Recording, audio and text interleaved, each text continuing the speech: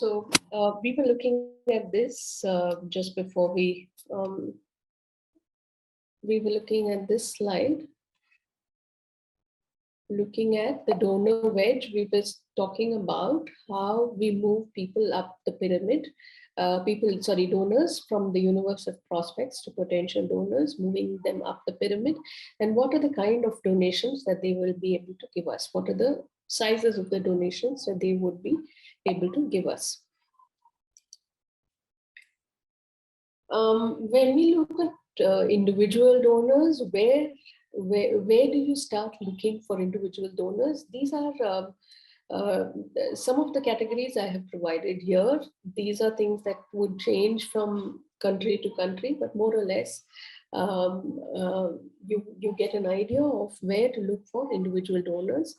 Having said that, when you start out raising funds for the first time, and initially when you set up an organization, start to look for funds, I would really recommend that you look at people who are already in some ways aware of what you do, right?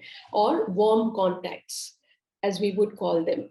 I would say look at individuals that have an idea of what you do, who are your friends, families, and potential donors recommended by people who already know you also. Okay, and then you look at the next level would be to look at cold contacts, as we have listed here, right?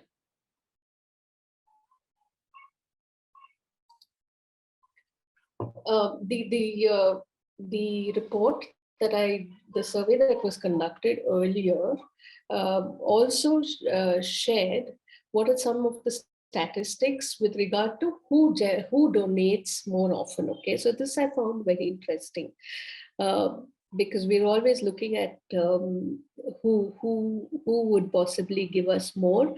A lot of our communication needs to be targeted in different languages, and this is so important because I have found myself trying to edit and redo the language that I use when I'm talking to different kinds of individuals, right? So here's an interesting thing, and I'll be sharing this presentation with you.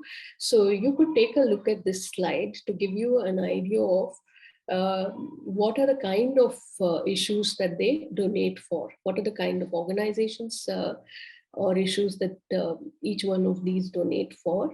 One interesting thing that I've picked up from here, which I'd like you to focus on, are the baby boomers and the millennials, who are actually donating a lot to charities, right? Sorry, that was... so if you look at that, 72% and 84%, the millennials and baby boomers really donating a higher range than the other two categories. These, if you look at the first category, which is donating about 72%, are actually donating larger sums of money. They are really falling under the major donor category, which which is likely to be individuals who have been with the organization for some time, who have been cultivated and retained by organizations for some time. I find the study interesting because I haven't seen something like this, although it's largely a study done in the US. I think it sort of gives us an idea of the trends. In fact, if you are able to do a similar study in your organizations in the countries that you are, it would really help you understand who you want to target your communications at, who you want to target your fundraising at, and to get an idea of how to do it, how to communicate with them, right? A lot of what we're going to speak about in terms of communications, in terms of social media, in terms of everything that we need to do to retain donors, slightly changes depending on the kind of on the age group that your individual donors belong to. So yeah, this is what I was saying. Do your own research in your country. Try and arrange if you can formal interviews with major donors. meet them as often as possible. And one of the things to do would be to hold a donor meet if you can, and have researchers present during it. Most of the time I find that questionnaires, even through survey forms online, are not as effective when you have people actually coming to your meets and seeing if they will donate to you, if they will respond to your surveys. This part, although I've not really mentioned it as a separate category, but I thought we need to address this a little bit. Wherever organizations can tap government support, it's very important that you do so. Try and see in your countries which are the ministries that are willing to support you.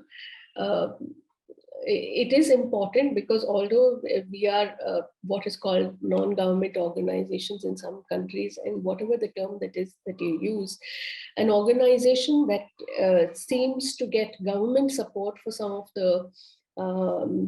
the work that you do is also looked at with a lot more credibility, right?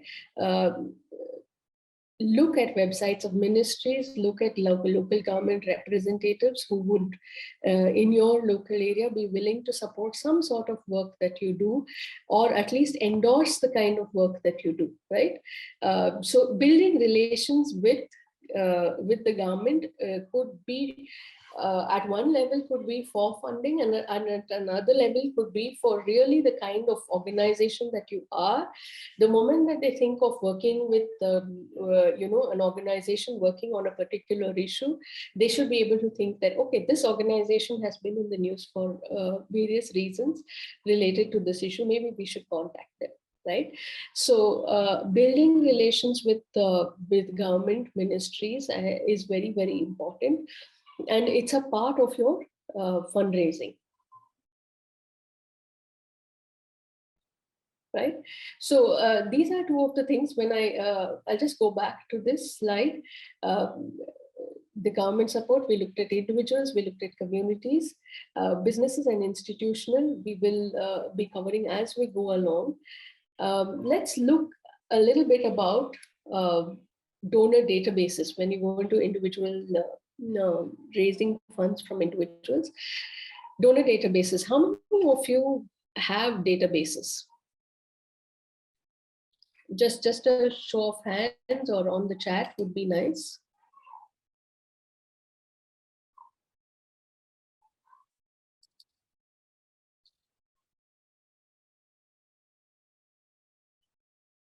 Do you have donor databases for your organizations? It could just be an emailing list that you go back to, but any sort of donor database that you have.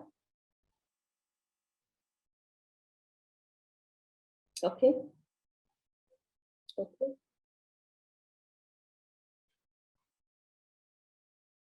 Okay.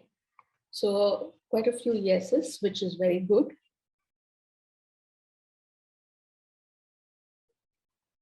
Okay. Okay, thank you. Right. So a donor database is probably the most important tool in building relations with your donors. In fact, I often say this, that if your office is ever if your office is ever going to catch fire, the first thing you take is your donor database with you. Of course, these days they're all on the cloud, so you don't really have to worry about it, but really your donor database is your biggest treasure. You need to have all that information in one place, and you need to have it it retrievable in various ways that will help you with your fundraising. Okay. It does much more. A good donor database does much more than just storing data. It helps with communication. It helps you segregate your donors or segment your donors and target your communication particularly at a particular time, and also sends you reminders and gives you relational information. For instance, if you know that somebody has donated to you, if you're able to also pick up data that some of the people who have donated larger sums of money to you are also founders of companies. To be able to look at data like that, to be able to relate to it, and to be able to make your database uh, give you ideas on how to target different segments of donors is very, very important. So a while ago, a year ago, Salesforce was really looking at working with some of the larger organizations on using the customer relationship database which they use, software that they use, and converting it into a donor database software. Of course, there are a lot of other donor database softwares like Blackboard and some other ones which are going up to huge levels of complexity, but you could look at what it is that suits your organizations, do a little bit of survey in the market on what kind of donor database suits you the best. If nothing, some of you who have said no, just start with a list on Excel, which is easily retrievable, and keep it all in one place. You could start with as basic a thing as your visitors book, take the names, addresses, put them on an Excel sheet, and start to grow your database from there, right? It's very important. I can never really overemphasize the importance of a donor database, because that's where it all starts from.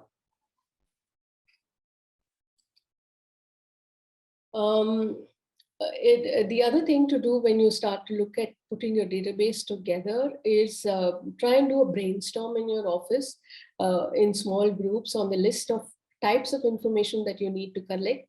If you already have a database, then do an audit and look at what are the informations that what is the information that's very, very useful as of now, and how is it that you can enhance the database to make sure that you get the maximum benefit out of the database, right? So put down a list of things that you need to develop, a list of criteria that you need to have on your database, and go about collecting that information and putting it into the database. And then it's the next level of complexity is to tie in both your impact and reporting systems into your database, so that your thank you letters, you automate everything. You automate your thank you letters that go out, you automate impact letters, you automate once your annual report is ready or once your newsletter is ready, it automatically goes on a predefined date to your set of donors. Okay. So when you get feedback, here are some questions that I've put down actually. When you try and get feedback from donors on what kind of material, here are some questions, okay, that you need to look at getting your staff to ask donors, okay, ask themselves, sorry. Okay, for example, how do our long-term donors view us compared to first-time donors? Is there a difference in perception? And these are the questions that some of the fundraisers who go out and actually meet people, your board members who meet people, your leadership that goes out and meets people, different people that meet different people, different types of donors and supporters, will be able to give you this kind of information, and will be able to tighten up your database and make it keep it up to date, right? So these are the kind of feedback that you need to look at collecting. The other important aspect that I will move into now is really on how to ask, and how to ask is a question that is universal when it comes to getting your donor to give to you. Very often people hesitate to ask, and also sometimes it's like, how do I ask? right? So how to make it easy to ask? Um, Start with building a rapport, right? You start by building a rapport, whether it's a major donor you're meeting, or it's even if it's an appeal letter that you're writing. Some of these things apply across, right? So even if it's an email that you're writing to somebody who you're looking to fund a particular project, okay, more or less these 7 steps that I've outlined, the order may change here and there, but more or less these 7 steps will give an idea to you on how to ask and take the fear out of asking, right? Uh, get personal, try and make it as personal as possible right from the beginning. And the best way to make it personal, it would be to, of course, use their names when you talk to them. And another way to make it personal is start with a story. Very often when you tell your own story or narrate a story of a person who has benefited from your work, very similar to the kind of people that they want to work with. um, Very often when you narrate the story of a person whom they are looking to support, easily it builds a bond between the donor and your organization, okay? That is important. Then the third and fourth, try and find a way of outlining the problem, but outline it in a way that um, uh, it is done in a concise manner. Okay, do not spend too much time on the problem, but spend a little more time highlighting the solution you provide. Because when you're talking about a particular situation, um, highlighting solutions, highlighting where your organization is involved and the impact that you are trying to make in bringing about the solution is important. So if you're pressed for time, spend lesser time on the problem and spend a little more time on the solutions that you are providing, and demonstrate impact. And in some cases, outline why you are the best person suited for doing this kind of work. Sorry, by best person, I mean best organization suited for doing this kind of work. And then, especially when it comes to businesses and certain other types of donors, major donors, they also look at what's in it for them, right? In fact, businesses more or less always look at how am I also going to benefit from supporting your organization. So that's something that you'll have to have very clear in your mind. When you look at individuals that are working with your organization, you will be looking at uh, you will be looking at how to connect the donor with their passion to donate, passion for supporting an organization. What are their motivations for supporting you, and how do I connect that, right? So every donor has a certain motivation to donate. Okay, how do you make that connection, and how do you get them to support you? These are the questions that will help you make your ask easier. And finally, do not hesitate to ask. When I say ask, I again would like to emphasize, when you're meeting somebody for the first time, when you're meeting a major donor, or when you're writing to someone, try and do your research on what are the kind of questions that they may have. Okay, what are the ways in which they may want to donate, and what are the options? Okay, having an idea of how much they would want to give would help you uh, ask more appropriately to that donor. So a little bit of research will help you with that. And these are things. I think there was one question earlier on about whether asking is different, or building relations with local donors and international donors, is it different? Yes, in many ways it is very important when you're working with international donors to understand how they operate. Some of the things, of course, stay the same, like smiling and having a pleasant personality when you speak with them, having a pleasant countenance when you speak to them. But it's also important in some ways if you can speak a little bit of the local language or understand the local circumstances which they work with, right? So I'll give you an example of an organization that I used to work with. When they started to raise funds, every time they wrote appeal letters, it was different because the kind of response that some people are looking at is very, very different. For example, this is an organization that was writing to look at supporting schools back in India, right? So they wrote to different individuals. Some of them were in Portugal, some of them in Netherlands, and some of them in some of the European countries. So the kind of responses that were required for each one, we found was very, very different. In some countries, they were very, very clued in on receiving photographs of children, receiving information on how these children felt after having spent a year in school. So really they wanted to know the impact of the money that they had spent. And some others where in some other countries where they were very clear that they wanted proper reports written down and Excel sheets on exactly how each penny was being spent. Right. So it's very important to understand each donor, whether it's local or international. Every donor is different, and every donor has a different way of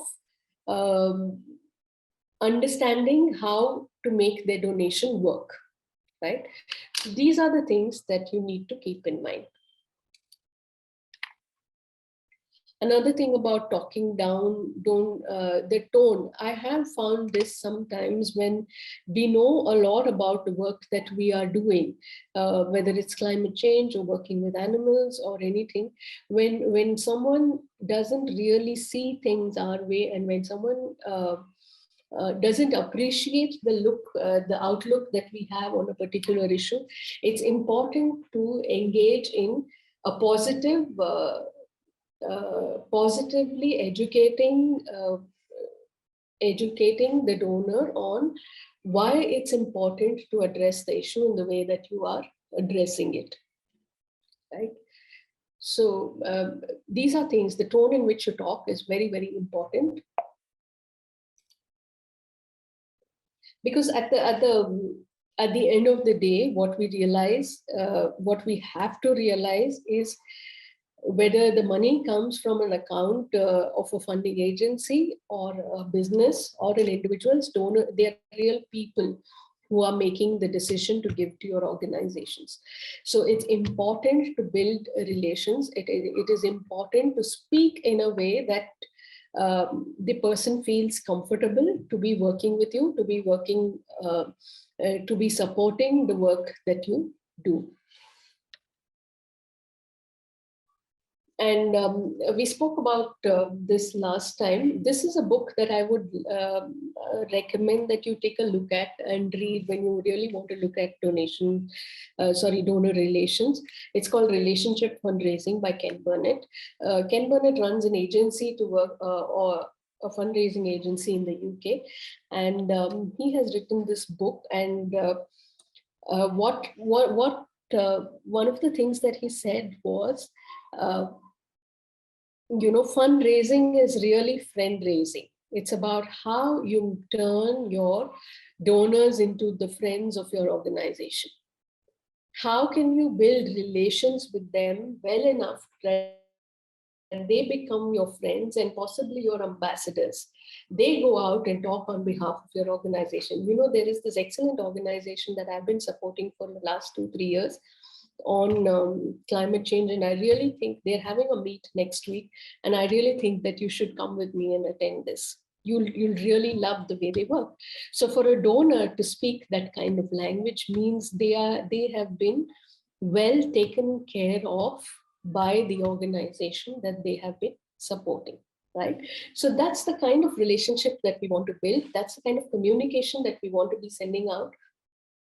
to donors to convert them into actually becoming your ambassadors?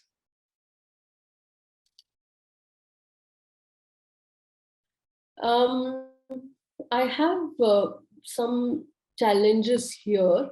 I'll pause now for you to put in the chat box. What are some of the challenges that you have faced?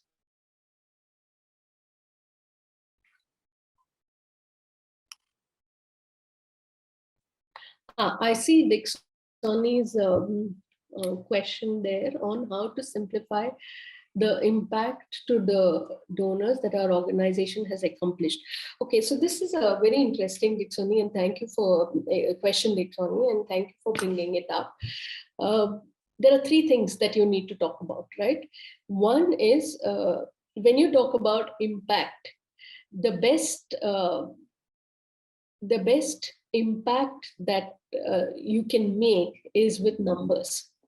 If you have data, if you're able to collect data on the kind of impact that you're making and use it effectively to convey the change that you are bringing about, right? There are two things that will really help you. One is numbers and the other is stories. These are the simplest ways that in which you can communicate what it is that your organization has accomplished. If you can say that, for example, 50% of the number of girls enrolling in school has gone up by 50% in the last 2 years of our working with this community, then that's a great way of communicating impact in one sentence. And if you can follow that up with a beautiful story about a girl who relates how happy she is to be going back to school, that's another simple way of communicating it. Okay. Any challenges that you have faced? Let's go back, and if any of you would like to type in some of the challenges that you face while cultivating donors.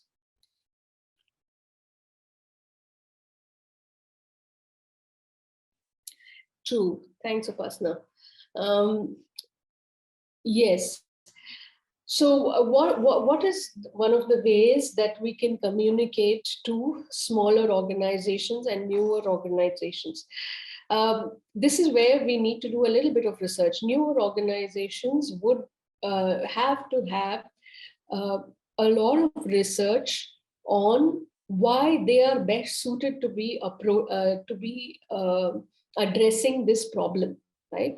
So if you're looking at the issue of organic meat, or if you're looking at the issue of climate change, and you working in that area, why is it that you have for example, you may have a lot of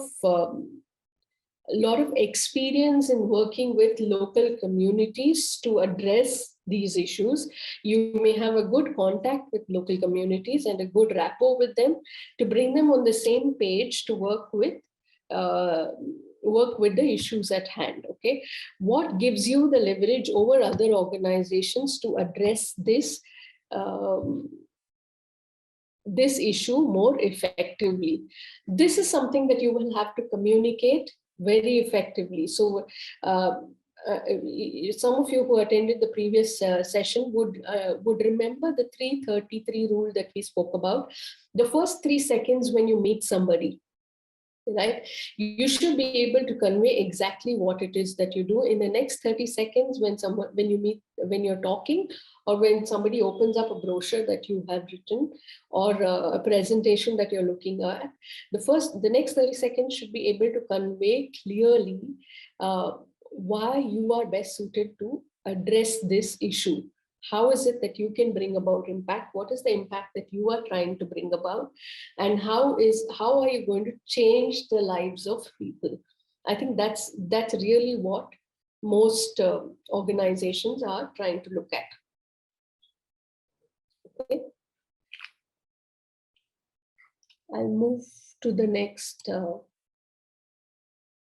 one. Meeting donor criteria. Yes, that's very, very important. Understand what donor criteria is, Emmanuel, and you'll have to meet them, and where there are no two ways about it. If a donor has conditions that are not reasonable or not realistic, then it's important to discuss them up front and inform the donor that this is possible and this is not possible for these reasons, and be very clear that, okay, I'm very sorry that we may not be able to take this donation uh, if you feel that we are not able to live up to your the conditions that you put. Right? So meeting donor criteria, there are no two ways about it. When a person donates to you and says that they want their fund to be used in this way and this way alone, then there is no negotiation there. If we can't, we need to acknowledge it and inform the donor and make sure that we return the money.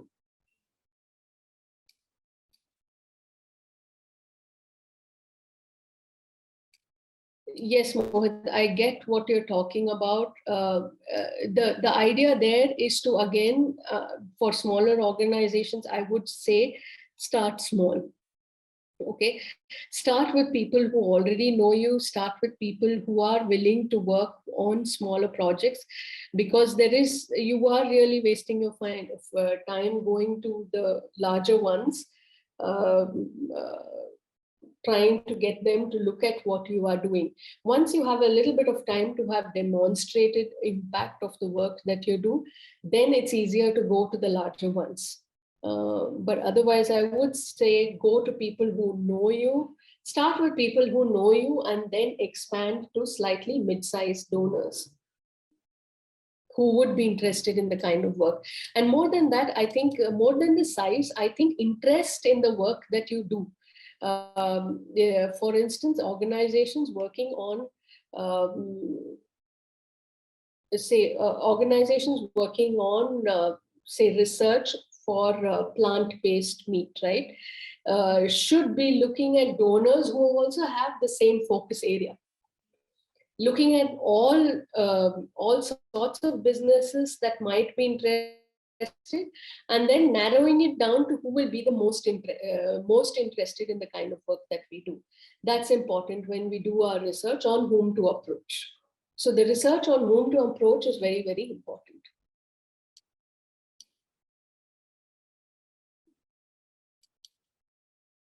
That's a good point, Upasna, on not reverting to emails or calls unless we know them before or have a good rapport with them.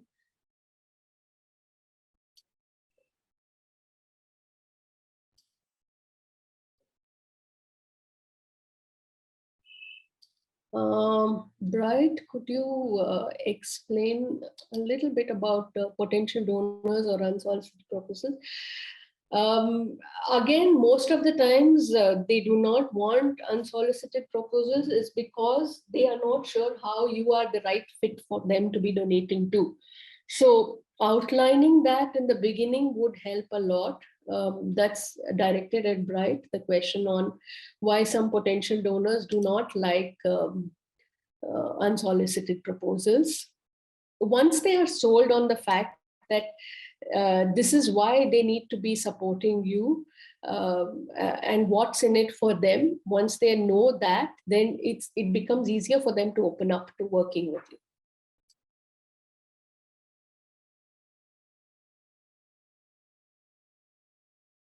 Yes, okay. At DME, most of the time ask for unnecessary data analysis when the research has not convinced. I think that's understandable, and it's good to hold off to them. Mohit says, I also have challenges in following up. I agree with you. I agree with you on that.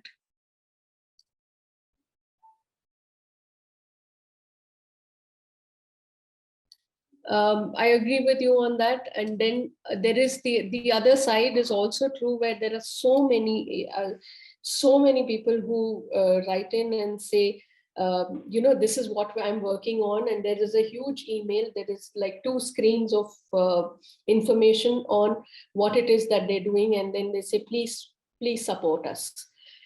that those are the kind of emails that people get tired of reading. Yeah, I have spoken with people in funding agencies, people in foundations, and most of the time, I'll give you the other side of the picture. Most of the time, they're short-staffed. One. Secondly, they do not have the time to read all the information that is going to them. Right? They do not have the time to read all the 100 emails that come in a day. So most of the time, emails get ignored right at the subject line, because people do not have time to respond. It's like this. It's like you call, you call for, you put out an advert to recruit someone, and then you have hundreds of resumes coming in. How will you manage that situation? That's the same situation foundations and trusts and foundations and organizations are faced with when they announce a call for applications for funding. Right? They do not have the time to read everything that comes to them. So most of the time they have different filters applied at various levels on why they cannot support you, and they do not have the staffing. Very honestly put, they do not have the staffing to come back and say a no to you. Right? So I think we need to be aware of that and write in ways and approach them in ways that it grabs their attention. I think that we are clear about in terms of how we communicate these days. Everything is about grabbing the attention of the reader or the person who or the potential donor.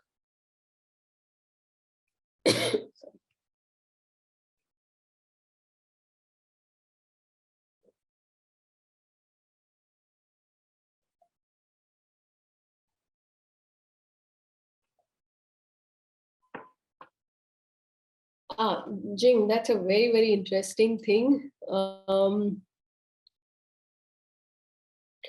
I think here it's a very, very interesting thing. Can you give me, are you going to be able to share exactly what happened? Um, how is that organization not aligned with your values? Can you explain that a little further? That's an interesting one to answer.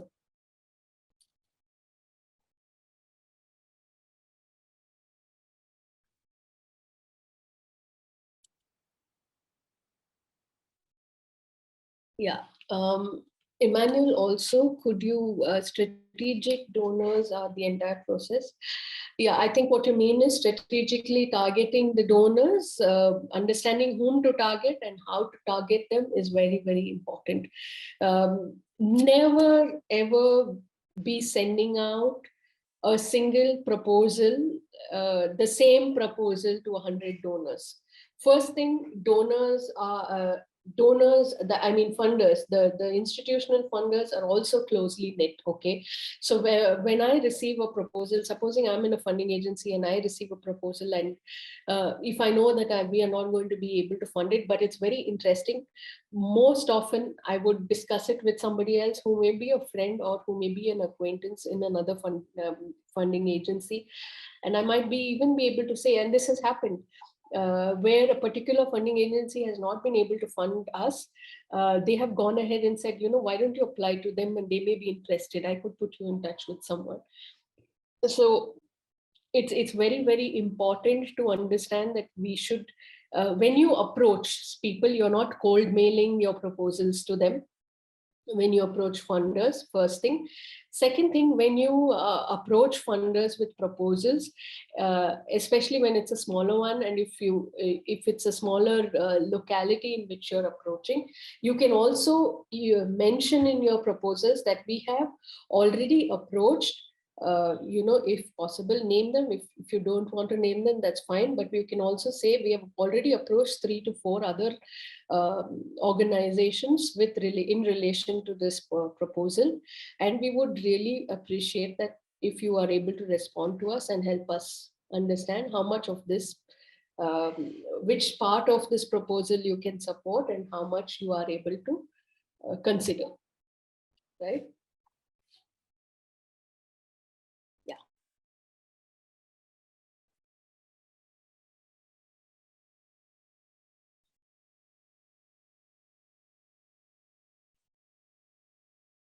Okay. This is classic, Jing. That is true. So this is where really another pet area of my interest comes in, and that's called the ethics policy, right?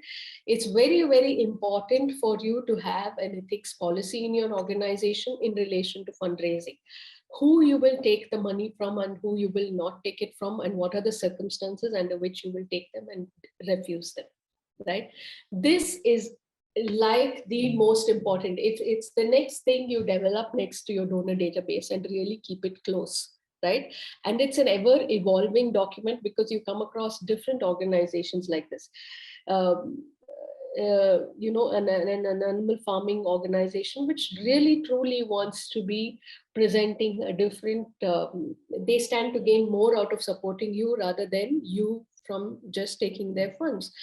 And when you are an animal non-profit, for you to be taking funds from them is not going to be very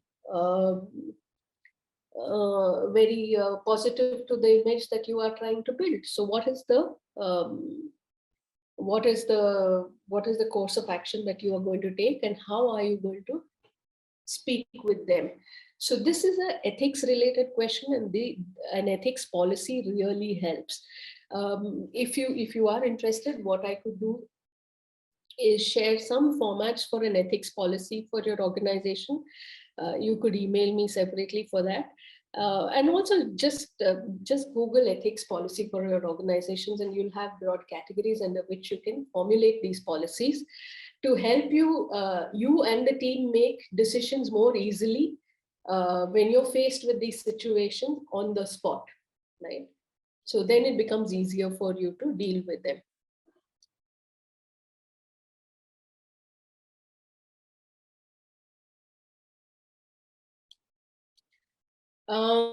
But I do understand that, and it's changing. It is changing, and it's taking time.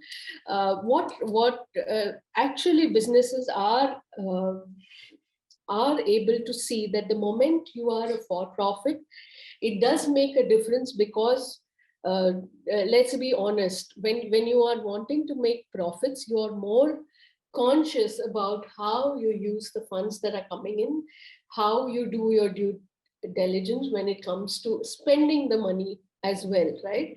So a proper education, I think, how can we change this?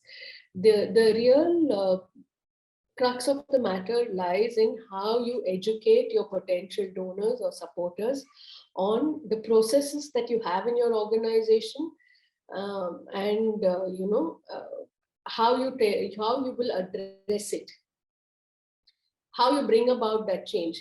When you talk about fundraising, when you talk about communication, there's nobody else who's going to communicate what you're doing better than yourself, right? So you need to be able to speak more, you need to be able to talk more and share more about why you are a for-profit organization, what are the reasons behind setting it up as a for-profit, and how as a social enterprise you are going to bring about impact. Now the third thing is also very important, because what people are looking at the end of the day, whether you make profits or you do not make profits and are a non-profit organization, is how you have changed the life of individuals or animals or the people you work with, right?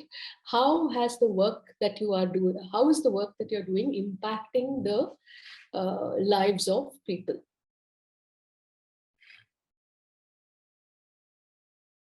Okay, I'll Bhula, I'll try and address I'll ask you to hold on to your question, and I'll try to address it at the end of the session.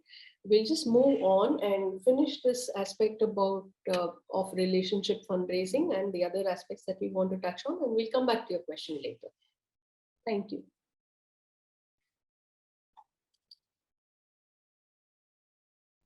So I think we have here some challenges too, which I had put down, some of which you have already um, asked. So we spoke about communication. The key to building relationships is systematic communications and reporting back, and which we spoke about in some of the questions that we addressed. The other question, the other question that one of you asked on you being a social enterprise and how to convince organizations to support you even if you're a for-profit, it really it will take some time to build trust, and your communication keeps the relationship alive, and it should be able to build trust in what you do, and follow it through. Transparency in how you work and how you communicate the impact of your work will help build trust between the two parties.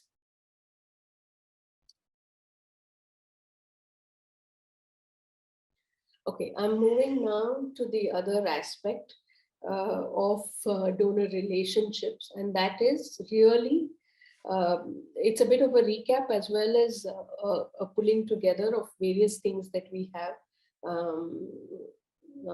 discussed so far, and that is the entire cycle. You research your donors, you make the ask, and once they have supported you, you recognize them, you build trust, and then you move them up the pyramid, right? So this is the whole cycle of donor relationships.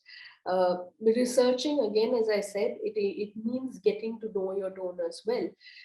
People who have donated to you once, the 70%, remember that we spoke about 70% of them will be your first time donors.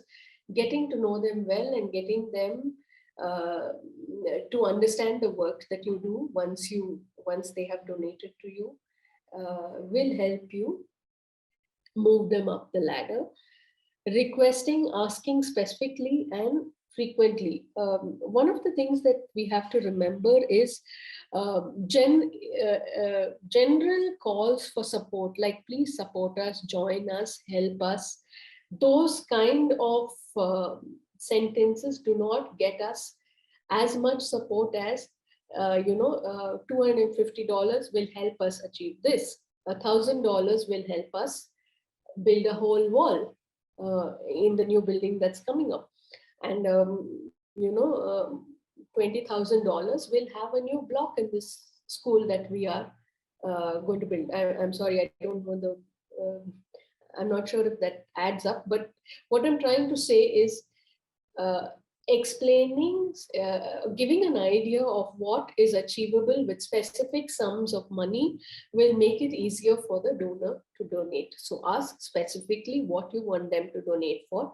Give them several different options so that they do not feel either that it's the amount you're asking for is too high or too low, right? Give them a few options and ask more frequently. In a year, it's important, and this is why your planning or fundraising through the year and your donor relations both go hand in hand, and it's important.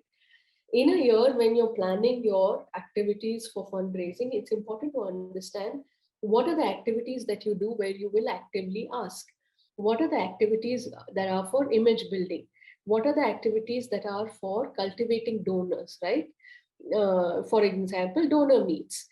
What are image building activities? These are activities where, for instance, you could have a music concert where you have organizations which are coming to you, coming to visit you and understand what you do. But more or less, that is really image building, and you don't end up raising a lot of funds, but you end up presenting yourself as an organization in that space, right? So events would be where you're image building. Thirdly, you have donor meets where you are building trust, where you're building communities, and you can ask people as a community, right? So we spoke about peer-to-peer fundraising and why that's important. Asking people in a group gets you more responses than asking people individually through emails, right? And then recognizing these organizations, these donors who support you, saying thank you and building trust. I'm going to share with you a story that's not so great, but I think it must be said. This is one of the leading NGOs in the country, and I'm not going to name them, but I'm going to say what happened. This is an organization that employs, um, college students or trainees to go out and raise funds for them. Okay. And so on one occasion, somebody came and knocked on my door at home and said, we are collecting funds for this particular school, in a remote corner of a village, and we would like you to donate. And then when I asked them to show some information, he just showed me something on his phone or some. I said, because I knew a little bit, I said, can I see your annual report? I asked for more information, but they had something which they could show me, but took it back. And then I said, okay, I will donate. And when I donated, immediately when I said I will give this check to you for a few thousands, they filled up a form, asked me for a little bit of information, asked me to write some things, and I realized that I'm inadvertently filling up my own receipt. So he tore off a part of the form and gave it back to me and said, ma'am, this is your receipt. And I had actually filled that up too, which just said, received so much from so and so, right? So that was it.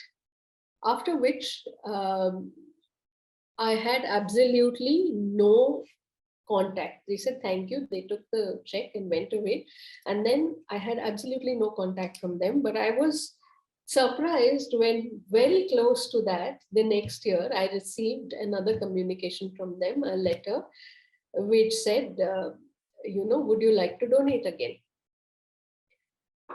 Throughout the year, there has been absolutely no communication. There wasn't even a thank you note, and I didn't receive what you may call a tax saving. We have tax exemption certificates. This was a few years ago. We have tax exemption certificates for donations in India, and they may be slightly different in some of your countries, where the government exempts you from paying tax for that, for the amounts that you have donated. So to get that also, I had to follow up with the organization several times before I got that certificate. But there was absolutely no other contact during the year. Do you think I would have donated? Most likely no, right? It is very, very difficult when somebody doesn't keep in touch with you. And this has actually happened, and it's a large organization in India. Okay, it's one of the larger organizations in India. And I was appalled because when you're looking at raising funds, when I'm talking to organizations about raising funds, I'm really talking to them that donor relations are very important. Having shared this, I will share with you another example. Okay, and this is an example of alumni fundraising. Now, there's another group of organizations that I work with that set up a national office. They have their offices all over India working with young boys, okay, disadvantaged boys. And in some cities, very, very few cities, they have schools for them. But most of the time, they are having occupational centers where they train them in different occupations, okay, to make them self-reliant. Now, it's very, very interesting.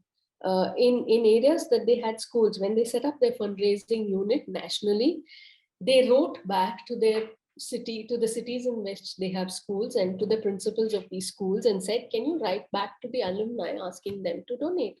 And you will be surprised that there were at least about 60 to 70% turnout on the people who donated first time, simply because these organizations had kept in touch with their alumni. And it's very interesting. It's because they had their alumni meet every year. These schools had their alumni meet every year, and they were wondered why nobody had asked them so far, because they knew that they were working. So then the other things that happened was people who had been working in these vocational training institutions, they did a small thing that said that, you have received this training for free because it's been funded by somebody in Europe, right? Would you like, when you come back, when you have got a job, would you like to come back and support another child? And the children who passed out actually signed up, and a few years later came back and said, this is a portion from my first salary that I would like to give back to the organization. So how you work with donors, how you work with people who benefit from your work, the kind of values you build, the kind of principles you speak about, and how you portray yourself, the integrity with which you act goes a long way in building relationships and communicating. These organizations were known to send out newsletters. These organizations have been known to send out simple things like, Advent calendars, because this is a Christian organization that I'm speaking about. They used to send out simple things like Advent calendars, which could be put up on the fridge, right, for their children. Simple things which keep people, in the mind of the donors, in the mind of beneficiaries. So recognizing people, saying thank you, and building trust goes a long way in them coming back to support you. So these are two different things that I would have liked to share, and I'm sharing to give you an idea of how it works. And then the fourth part, personal communication is very, very important wherever possible and wherever you think that it's necessary. You need to be able to identify who are the donors who can be moved up the rung, and how they can be, spoken with and dealt with in order to make them become repeat donors, and possibly donors who give you larger sums of money, and then probably even leave legacies to you. Okay, so when we speak about cultivating donors, we're talking about saying thank you, which is probably the most important tool in building a long-term relationship. So the thank you letter, there are great ways, there are very, very creative ways to write thank you letters, and I will not go into details of that because you can do a whole communication workshop on how to write thank you letters. But really, thank you letters that say thank you for your donation of rupees so and so for this purpose on this date, those are passive. Okay, try and write, try and look up creative ways of writing letters. For example, I'll just share a line from one of the thank you letters that I read, which says, your gift of $250 is inspiring a group of 10 young scientists to be working on how to get to, say, something like Jupiter or something like that. But really, this is a school that works with children, with children on science, who are gifted in science. Okay, so how do you write thank you letters to people so that they understand that their donation has made an impact? Try and research that and try and write it in more creative ways. Even getting a thank you letter can be a delight. And I know this because when we make donations, when I make donations, I ask my dad to do a little, I ask my husband to do this. And when we get different kinds of thank you notes, there are some which are really delightful to read when you see faces of children and faces of people who are happy to have received that, because there's a personal connection when you receive such thank you notes. And who signs the thank you note is also important, right? So keep it personal, address the person by name, and also sign it. Get someone who knows the person receiving it to sign it, right? Both are important. I won't go too much into this. Ways to make a donor feel appreciated, sending them notes, making phone calls, again, very, very important. What are the ways in which you can build trust? An annual report, a newsletter, organizing events to meet beneficiaries, right?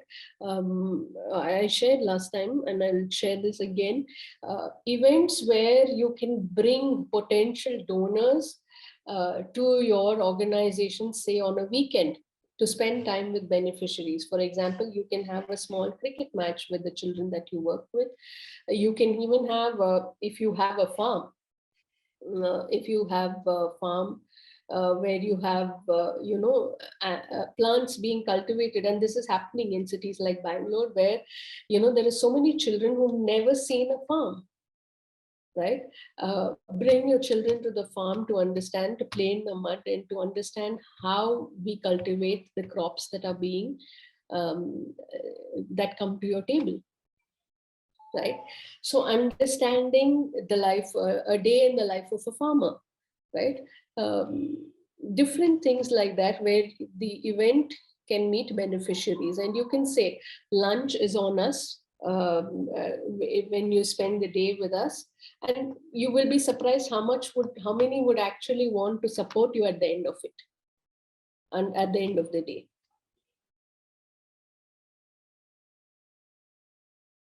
Ways to get a donor involved in your cause. Again, as I said, invite to visit your work, to be part of an advisory group.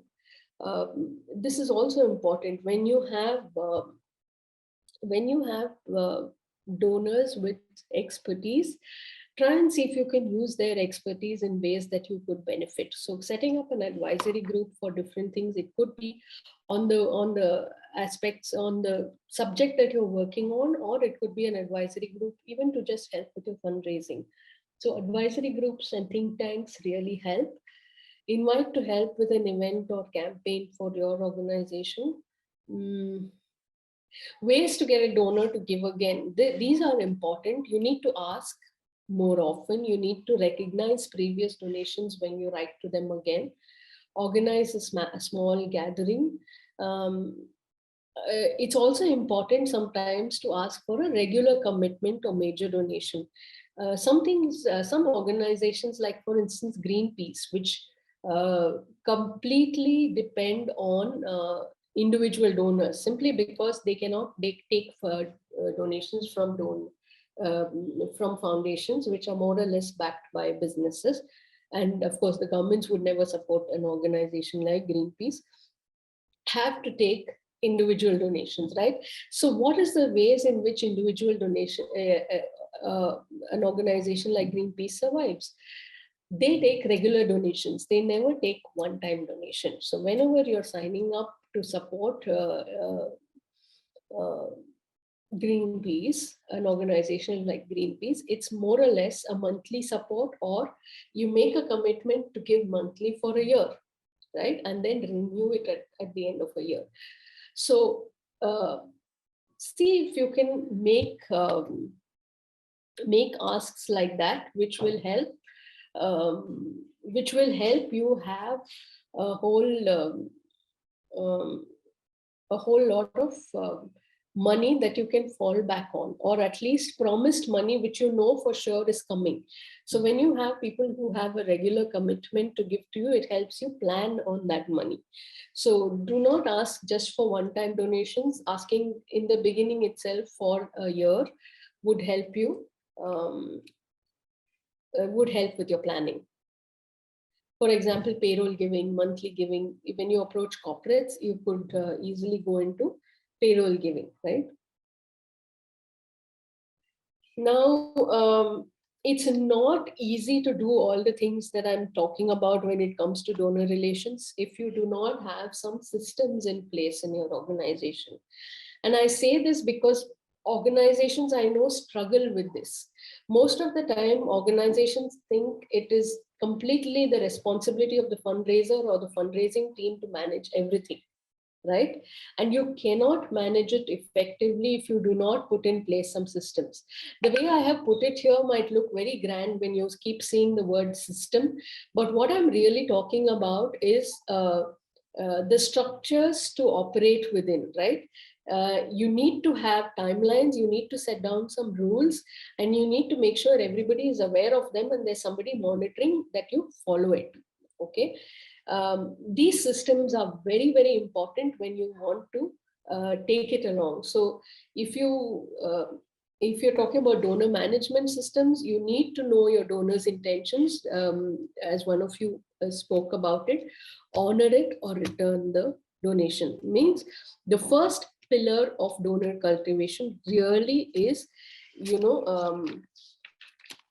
having the uh, having the ability to accept a donation and manage it well. These are the things that you need to uh, put in place right at the beginning. The second thing that you need to have is, of course, acknowledgement systems. How will you acknowledge having received the donation?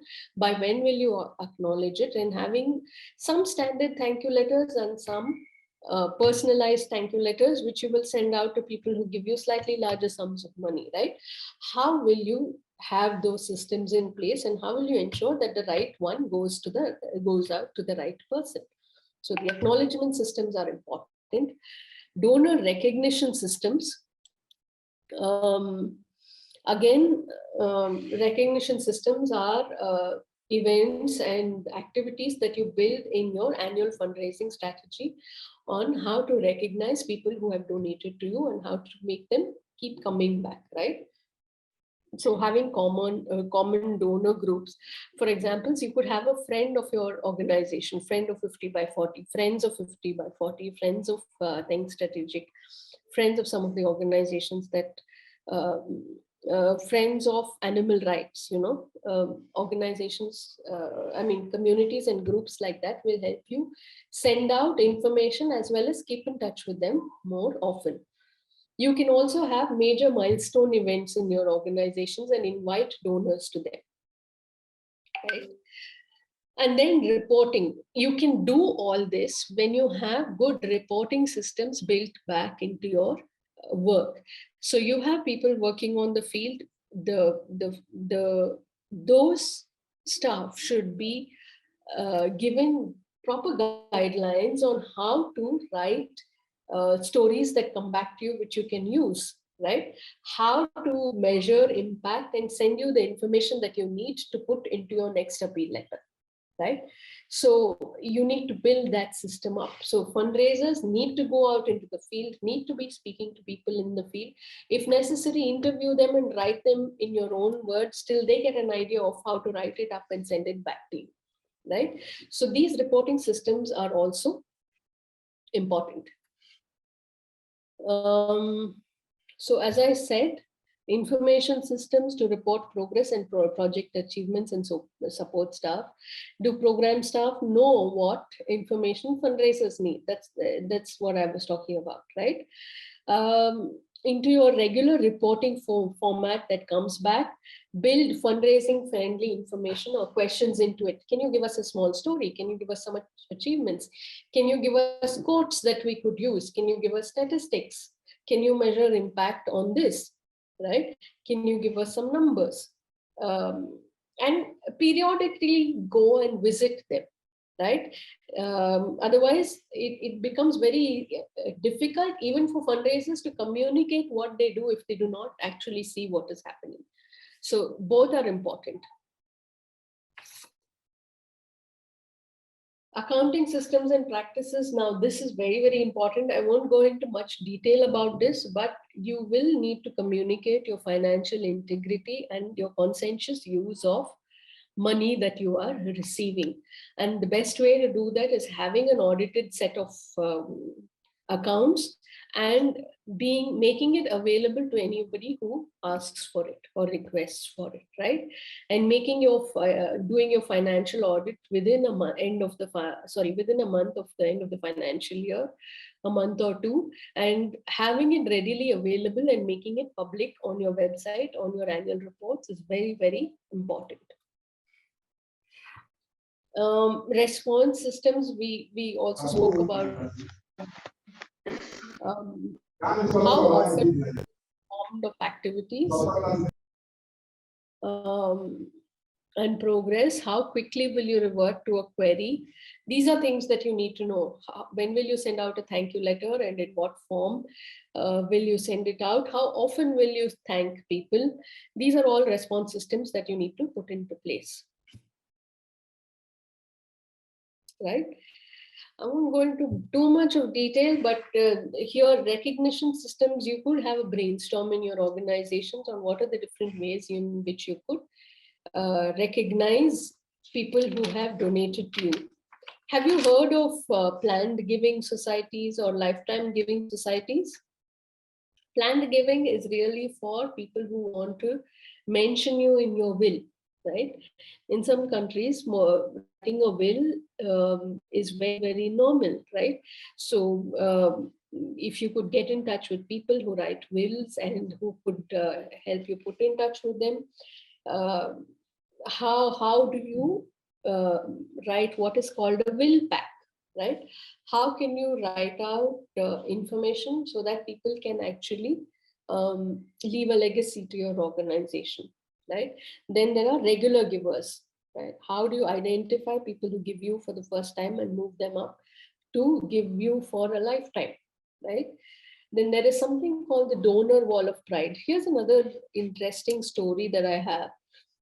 In my early days as a fundraising trainer, I happened to visit what is called what is now the Blind People's Association in Ahmedabad, and they had a very interesting, you know, donor recognition system, and that was they had a huge banner just inside the compound of their office, which said "Donor of the Month," so and so, given the name, and then the amount that they donated. Sometimes there wouldn't be an amount, sometimes it's just the name of the person, right? Donor of the month. So this is something very similar to a donor wall, where you put the names of people who have donated to you. Public recognition of people who have donated to you helps quite a lot. Okay, so consider having things like this, which will help you in soliciting again and again. Acknowledge in various publications, feature in them, even do videos of them so that you can you can get people who have donated to you to talk about the work that you do. That's great, right? So when they endorse the work that you do, then there's nothing like it. I won't go into too much details. I'll let you read them when you get this, but some of it we have touched upon, right? Common donor relationship mistakes to avoid. Um, when a donor asks for an information, actually sending it out, failing to educate and motivate donors, these are things that we can definitely avoid. And when they make a donation, what are the things not to do, right? For instance, the cardinal mistake that you could not make is spelling their names wrong, things like that. But you'll be surprised how many of this happens very often, very inadvertently, but has such an adverse effect on the on the fundraising that we're trying to do. Okay. So it's very, very important. One on the one side, you're wanting to fundraise. On the other side, fundraising, I would say, is just about 20-30% of your work. As a fundraiser, maximum amount of your work goes into building relationship. And the one thing that will help you in building relationships and moving people up the ladder is putting in place systems, putting in place policies on how everybody responds and how you would build relations to report back and recognize and build relations with donors. How do you communicate, right? So these are the important things. Just to do a quick recap and a bit of things probably that we've not touched upon is when you go back and look at that slide on who would possibly give to you these days, digital payments, digital wallets are the in thing. Okay, people, it's very easy to donate on a wallet, right? So make sure your websites are up to date. Make sure wherever you ask, you give an option, tie up with companies that have digital payments in their into your framework so that it's easy for a person to just click and give on their phone, right? The same survey that I was talking about said that about 51% of them gave on the phones and on the desktops, and the other 47% gave on their phones. So phones are a big way that people make donations. So let's not ignore them. Therefore, SMSs work, videos work, which get circulated more frequently and seen on the phone. So all the social media, the second point, social media like Facebook, Instagram, every social media, keep in touch with the trend and see which sort of social media it pays to be on and be there. Consider using videos and probably even influencers to get people to donate to you. And there are organizations that are using it. So think about it, reflect on it, and see how you could do it. And the most important part, which I'm sure you're all aware of, it's much easier to retain a donor than to get a new donor. So focus on retaining donors and getting them to give to you regularly, and personalize everything. Personalize all communication as far as possible when it goes out. Build personal relationships every time so that it's everybody feels that they are a part of your organization and with you on the work that you are doing, right? So I will end with this, and we have some more time for questions, I think. Yeah, we have about 10 to 12 minutes more for questions. Thank you. Thank you so much, Nisha. I think that was very useful and also a very necessary topic to cover, and you did it wonderfully. I am going to open up the floor now for any questions. Please feel free to unmute yourself and come in. Yeah, I saw John talking about an acknowledgement format. Is that a thank you letter that you're talking about? I can share that if that's what you mean.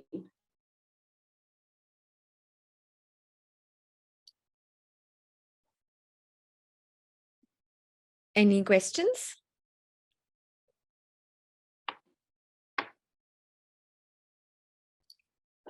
I think there was one in the previous chat. Do you think there are rules of thumb for how often to communicate to donors?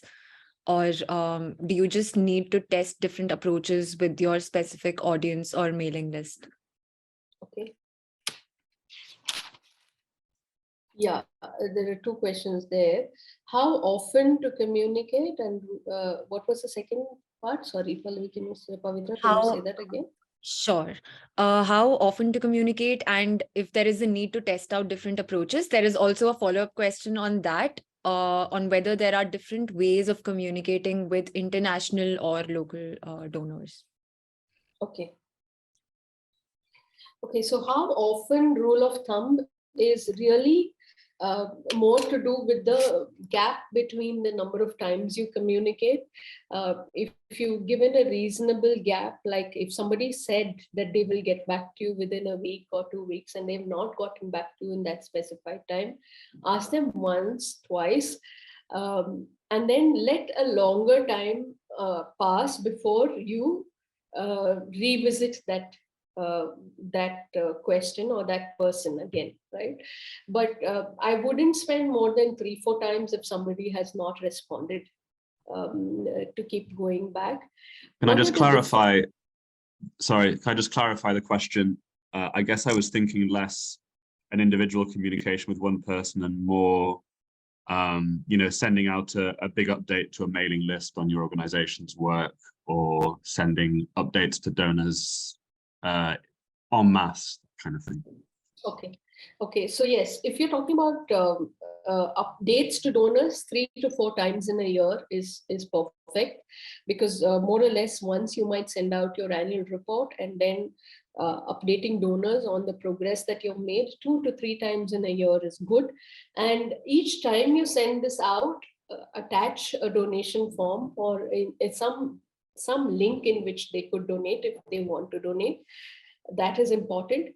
And it's also important when you send out mass communications to send out some mailers, both digital as well as if you're sending it out in print, some where you do not ask at all. That's also important if you're keeping in touch. And I would say about 2 of this and 3 or 4 of those where you ask would be a good mix. Thank you, Nisha. Okay. Bright, do you want to come in? Yes, I have this rather strange situation which happened. I took part in a fundraiser organized by one organization that I can't mention. And of course, they sent me money to do implementation of a garden project. After which I tried to get in touch again. I did share some pictures and updates, but then they never got back to me. After a period of like 1 year, they again got back telling me to take part in the fundraiser, which I did and received money again. So it's more like the opposite of what we were talking about on the side of the recipient. So what do you do about such a situation? Because I also feel like if someone gives you money, it's important that they know what it's doing and how it's impacting people out there. Thank you. I think you're very lucky if you find organizations like that. And I would say keep them close. Yeah. Find ways in which they don't feel what do you say? How do you say that? They don't feel you're coming on very strongly, but find ways in which they can be a part of your work. Just visit you once or you visit them once so that they know that you value their support, and that should keep it going.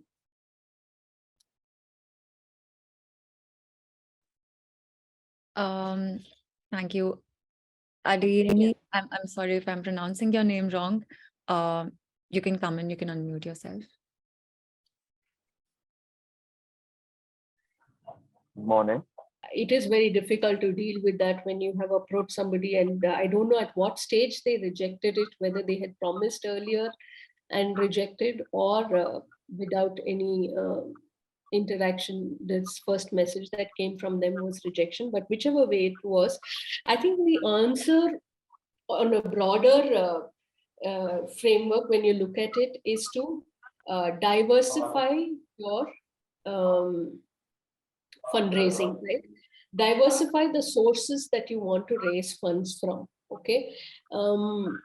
It's important to ask many people for the same, many funders, approach many funders for the same kind of project that we're doing, and to have, not to put all our eggs in one basket, very simply put, to approach more people, to have individual supporters, to have different kinds of supporters. When we rely on institutional supporters and single supporters, this is the danger that we face. And that's why we need to diversify. You see, I'm sorry for cutting you. You see, a certain organization last year sent me a mail and said, who is my referee? Who referred me to them? Okay. You understand? Okay. They personally asked me, they personally sent me a message and requested who actually referred me to them for support. You understand? Okay. And for me, I thought there was a donor that actually got me angry. And I told them specifically that, see, I wouldn't be bringing, I am not hungry. If there are no need for a certain story to be worked on, or for certain people to receive assistance, I am not going to push for a proposal. And whatever information I supply are verifiable. Because I work as a graphic journalist in Nigeria. So for whatever I am supplying as my information are things that are verifiable. My pictures, my data analysis are verifiable. But with that, they decline and say, we wanted to know who referred you before we can move on with your proposal. Which personally I felt I don't need to be referred before I can talk. I can talk to an organization or I can talk to a donor. This is life. Life was actually involved. Climate change was a critical thing that I felt it should actually be a thing for people to look at. You can send someone after me to verify. Yeah. I do get what you're saying, Ravi. Sorry to cut you at this point. But really, it's very, very difficult to understand how different funders will react at different stages. Because it depends. It's not one thing that we can worry about in terms of who heads the funding agencies, how they operate. Their operating systems are not transparent. Uh, uh, Nothing is transparent. Okay. So it's very, very difficult to predict what the response from somebody would be or what their criteria for selection would be, because a lot of them do not make it very transparent. So I'm afraid this is something that we have to face and live with. I'll give you another example. I don't know if I shared this earlier, but there were a lot of organizations in India which started to look at working on AIDS a few decades ago, because there were huge funders who were coming in with lots of money being pumped into working with AIDS, right? So organizations that had no idea on health systems started to put out proposals to work with people with HIV/AIDS. And then after a few years, after so much of investment, suddenly the funder decided that this is not that where they want to support. They're going to be changing focus into primary health care, right? So large funding agencies have suddenly changed. It's unpredictable.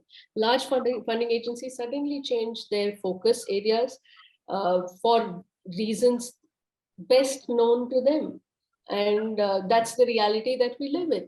That's the reality that we live with. So it would be nice if philanthropic organizations were transparent, were clearer on how to approach them, and life would be a lot easier if we knew that. Unfortunately, that's the reality. Yeah.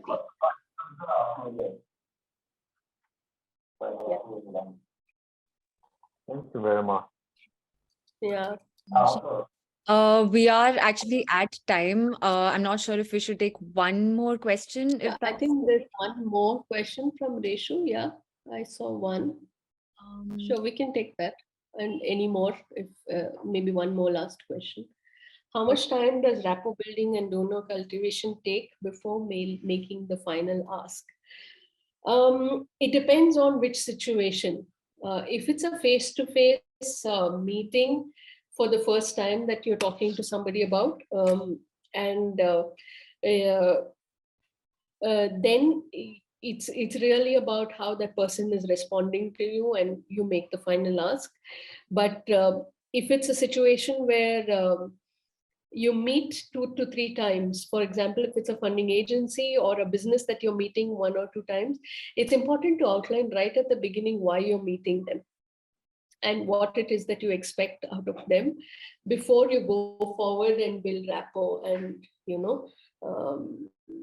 cultivate the donors. So it really depends from situation to situation. Even in appeal letters, I usually say I'm writing to ask you for your support in the future project that we are working on, right? It's important for, even in an appeal letter, for a reader to know what this letter is about. So a lot of rapport building, and at the end making the ask, more or less you've lost the donor. right? Or it's better to be upfront. There's one more question from Bhola. Are there any different tools to deal with private funding source or agencies and development organizations or not-for-profits? Sorry, can you repeat that? Pavitra, I didn't hear you properly. Yeah. Is there any different tool to deal with private funding sources or agencies and development organizations? Okay. Different countries have slightly different, like for instance, I think there's something called the Guide Star in the US, and certain other agencies which give you an idea of whom to approach. But more or less, that's quite unorganized. If it's really what you hear, it really your search on the internet and their websites, really looking at the websites of these organizations, who they have funded in the past and how they could support you. There is no, I haven't seen really one place where you get all the information on who would support you, or at least a comprehensive place. Right.